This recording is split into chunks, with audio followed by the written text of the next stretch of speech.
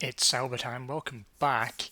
So we have a very upset lead driver and a very upset technical chief, but who cares? We have much bigger issues to worry about. Um, Primarily, still costs. Now, let me just refresh my memory. We're on course, or hoping to be on course, for a two-season works deal with Peugeot. That would actually be a great kickoff for us, and the two-season Red Bull deal. Um, what I'm actually going to drive towards is focusing all our efforts on these two deals. That means I'm actually going to reduce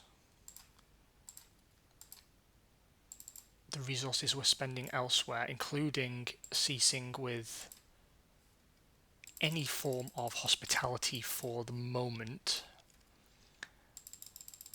And what we really want is as much manpower as we can realistically spare on these deals.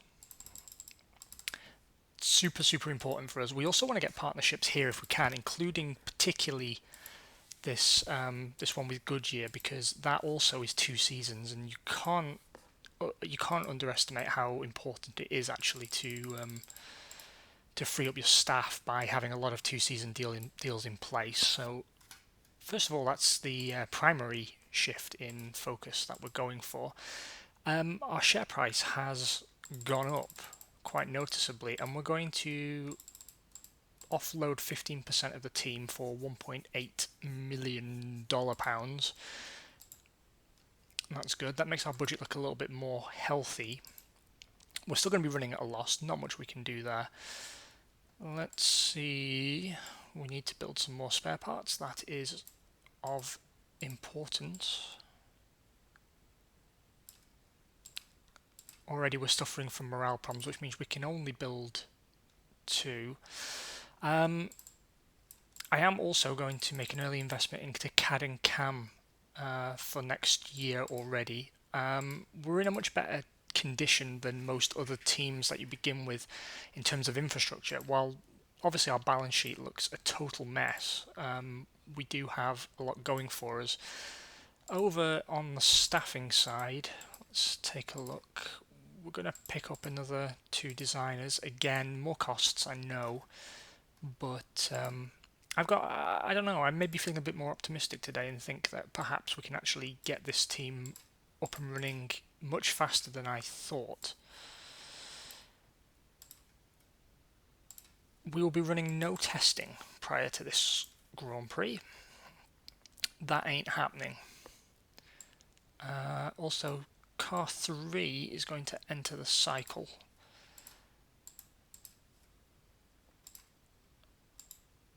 There we go. Reason being, obviously, that we can't get all the wear off the race machinery at this time.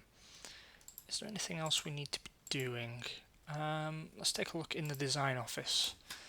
So obviously we don't know if our car isn't eligible for next season. That sucks. So we have to begin all over again. It's not too bad. At least we discovered that early. Sometimes the regulations can be released a little late. We're making fairly decent progress as well on our suspension upgrades. In terms of testing, we could run another test next Grand Prix, and that should give us enough development points to give everything a nice tasty boost. Right then, why don't we make ourselves move in a racewood direction? How about that? No new compounds of tyre to worry about. That's satisfying because it keeps things simple. Again, it's going to be another quick episode today. My schedule is a total mess. I actually plan to get some career mode out from F1 2019, but that will have to wait till the weekend. 22 degrees light rain for qualification. Let's see how our intermediate tyres are. They're okay, actually. They're not good at getting up to temperature or holding on to it, but the grip is high-medium, and they do have decent life. What I'm actually going to do then is try and one-stop both drivers if the race is also wet. Obviously wet weather, so that means a Schumacher-Hill battle at the front. Schumacher coming out on top on this occasion by about 4 tenths. Further down on him, Mika Hakkinen third for McLaren, Frentzen fourth for Williams, Fisichella fifth for Benetton, and David Coulthard sixth for McLaren. We take 10th with Jean Alesi, who beats the Arrows. Good job there. And Johnny Herbert takes 14th. Quite a lot of cars outside the 107% rule, actually. Olivier Panis' Prost and Jan Magnussen Stewart both qualifying behind the Minardi of Shinji Nakano, which was something of a surprise. Rosset, Takagi and Tuero failed so completely that they're not allowed into the race. So only 19 starters for this Grand Prix. 16 degrees and dry, so that means we will be sticking to our original strategy plans after all. So actually I don't need to do that because everyone's already on fresh boots thanks to a wet qualifying. We will be dividing Herbert's race into 2 stints of 36 laps, and hopefully that enables him to get up the field a little bit, and Lacey's 2-stop should allow him to push just outside the points. Good man. John Alesi comes home 8th. A lap down, admittedly, but remember, he's not really pushing. We have turned the aggressiveness of both our drivers down, and the suspension that we are working to address has failed us again in terms of Johnny Herbert's car. However, interesting, up at the front, Frentzen comes home first for Williams, about a second and a half clear of Giancarlo Fisichella in his Benetton in second. Eddie Irvine finishes off your podium, and the points paying positions that remain go to Johnny Newhouse for Williams, David Coulthard for McLaren, and Alexander Wurz for Benetton. Denise also just outside the points. Magnussen and just Magnussen actually, it was Panis the other non-qualifier. Magnussen redeems himself, getting up to 9th, head of Trulli, and Shinji Nakano is the last runner to cross the line. Quite a lot of attrition here. 3 driver errors taking out Panis, Hill and Hakkinen. That's 3 quite experienced drivers making mistakes in what I presume must have been changeable conditions.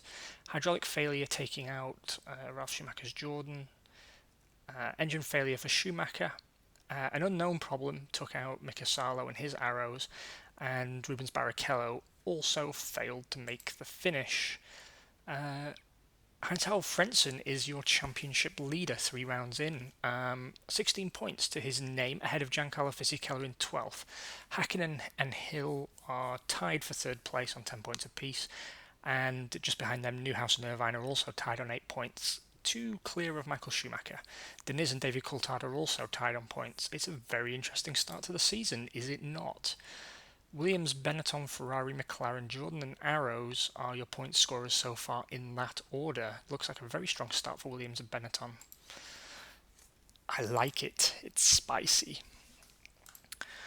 We made a profit at the last Grand Prix, mostly down to our share sale. What's going on in the news? Another win for Heinz-Harald Frentzen. Pole position went to Schumacher, and obviously Herbert failed to make the finish.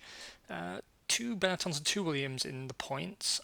Meanwhile, Ferrari have swooped in and snatched Mika Hakkinen from McLaren.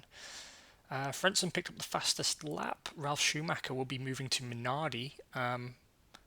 Should be surprising. Actually isn't, to be honest. Now, Adrian Newey may very well be staying at McLaren. Ian Phillips moving from Jordan to Ferrari as commercial director. Slow starts for both our drivers, not surprising. Carl Gaydon will be leaving Williams and moving to McLaren. Meanwhile, Nigel Stepney has signed for Ferrari. And some sponsor announcements, nothing major. Craig Pollock is the loser's loser, but he always is, and Luca Di Montezemolo continues to be a fan favourite, despite his team not actually doing very well. Doesn't make a lot of sense. Speaking of sponsors, how are we doing? Okay, some progress on the Goodyear deal, some minor progress as well on the Peugeot deal, and some really good progress on the Red Bull deal. Smashing. Also some progress on the Agip deal, so actually things are starting to look up. Well done indeed, boys. What conditions are the cars in? Can they both run? There's a question.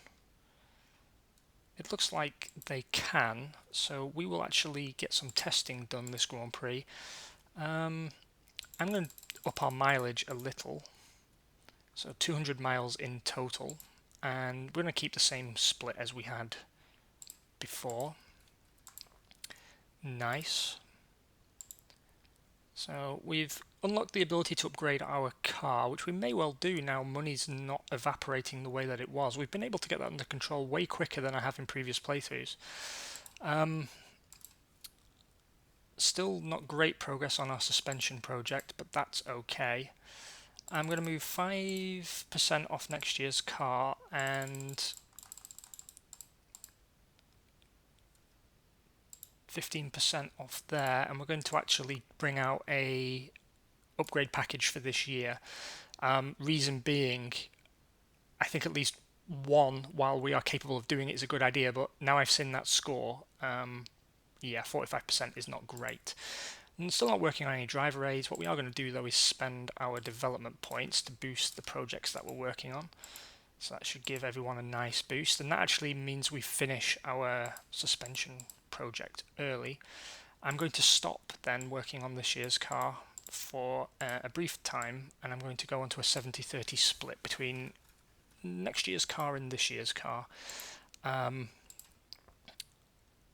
I am actually going to apply an upgrade. So we're going to be running the cars with some wear. That's okay. I really wanted to get rid of some of those reliability gremlins. It'll be a slow process, but we will, I'm sure, make it through. Car 1 takes priority. Car 2 gets the remainder.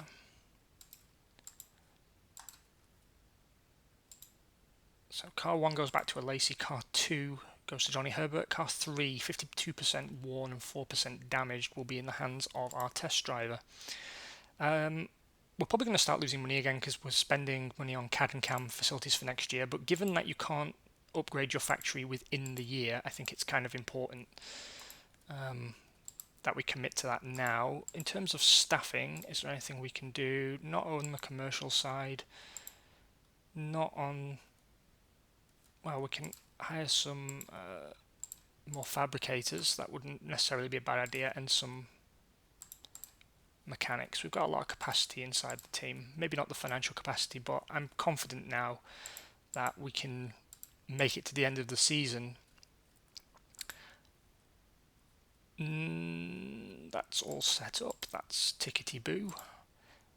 Still no hospitality at this time, but also we're at Imola, which doesn't have a great score anyway, so not totally bothered about that, to be quite frank. Fan club licensing, I'm going to move people off that deal. I'm going to stick another 3% into the Agip deal, see if we can't get that closed out really quick, and then we can redeploy those points elsewhere. Okay, in terms of driver aggression, I'm going to bump a Lacey a little bit. Why not see if we can't get him into the points? Herbert I'm keeping as he is, given that he's already running with wear on his car. In terms of setup, there's going to be no favoritism here, but what I am going to do is improve the key elements of both cars initially.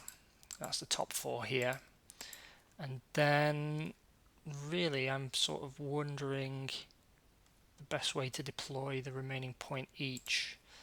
I'm actually going to give Lacey a little more downforce and speed. I am going to favour him, actually. Now I just hope he doesn't fuck it up. Still no new compounds of tyre, but you know, we can live with that. I'm sure not many teams have received updates so far anyway, and everything still looks good with our race team guys. Super. Let's see then what we can do at San Marino. 25 degrees centigrade, light rain and slack wind for your qualifying session. Obviously, both cars going out on the intermediates, and John Lacey qualifies quite well, ninth place. Good job on him. Herbert not quite so well, but he's running with wear on his car and less aggression, and he'll be starting 15th. Schumacher is your pole sitter ahead of Damon Hill, so again the wet weather guys dominate.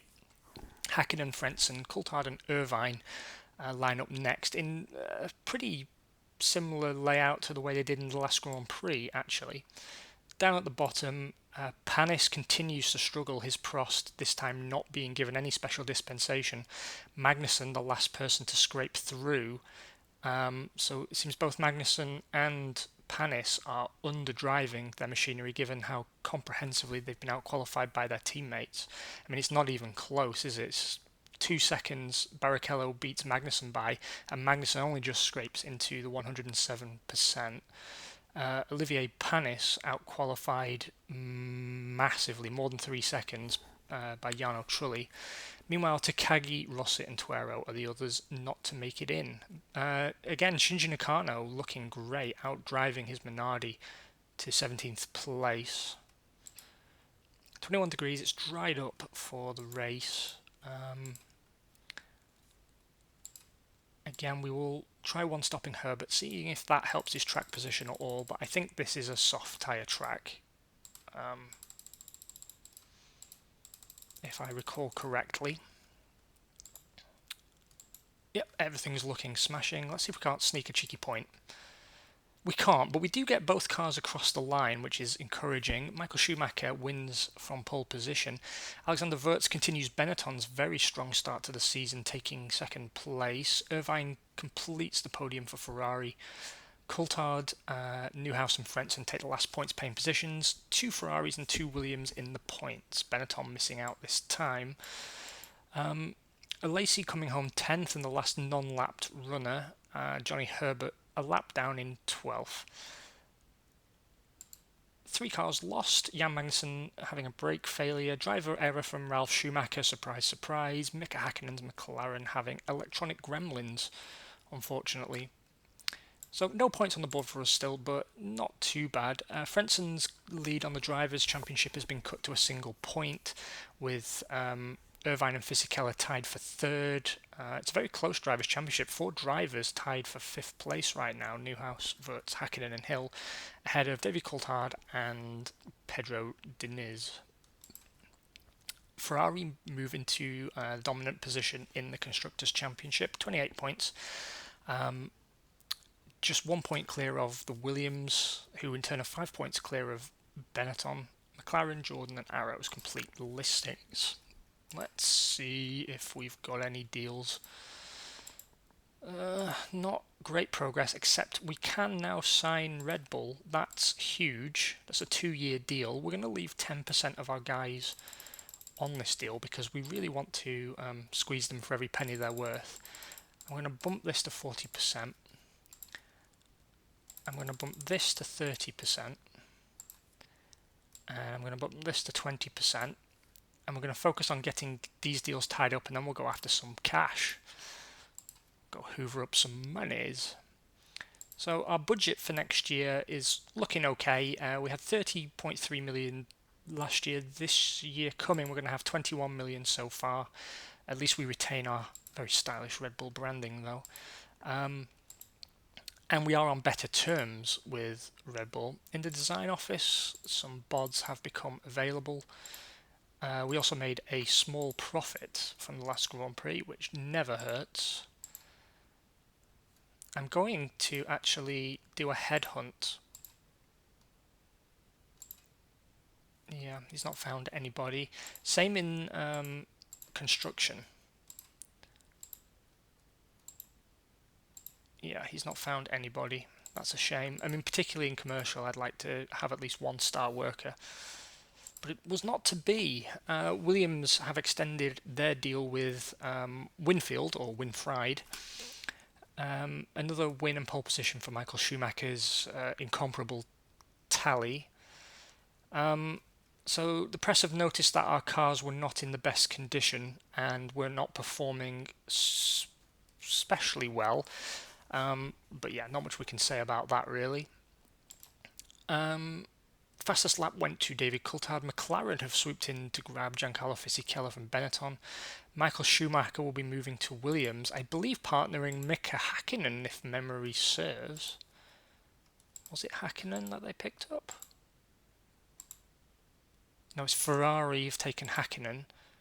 Oh wow, so quite a silly season already.